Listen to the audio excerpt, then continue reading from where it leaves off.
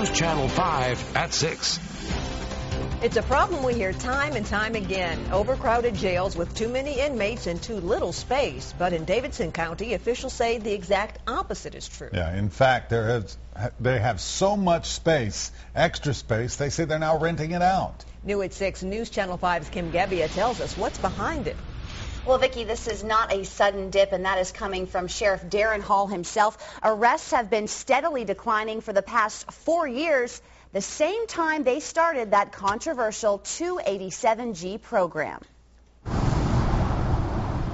This is one of the rooms we house the male offenders for work release. It's just one of the almost 700 cells in the Davidson County jail system that hasn't housed an inmate for months. Usually after Thanksgiving and between the first of the year, the numbers typically drop. But it's not the season or the cold weather which can bring a drop in crime. It's a trend Sheriff Darren Hall's been seeing for a few years. What we know is that the arrest numbers are down. Bringing people in the jail system is down significantly, some 5,000 from the year before. And it's the lowest number we've had in the last 4 years. And it was 4 years ago that Hall signed Davidson County onto the controversial 287G program. They now deport any arrestee in the country illegally. So far, 8,000 illegal immigrants have been sent home.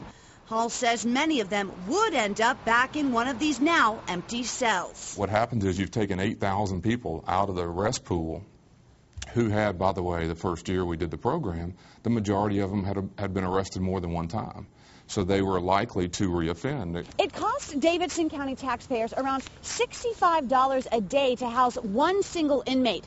And with more than 600 empty cells, the county is saving around $300,000 a week. It's the only way, Hall says, the department's been able to handle $2.2 million in recent cuts. We're now below budget and below our capacity, in part because of 287G. And the extra space is now for rent to neighboring overcrowded counties and the U.S. Marshal's Office. The taxpayers of Nashville have funded and built these institutions. The capital money to build it is taxpayer money. It doesn't make sense in the long run to keep those empty. Now, statistics show that only 1% of those deported on the 287G program in Davidson County have actually then returned to America and been arrested again. And, Vicki, repeat offenders are often the biggest problem for overcrowding. We're told 70% of those in jail have been there more than once. All right. Thanks, Kim.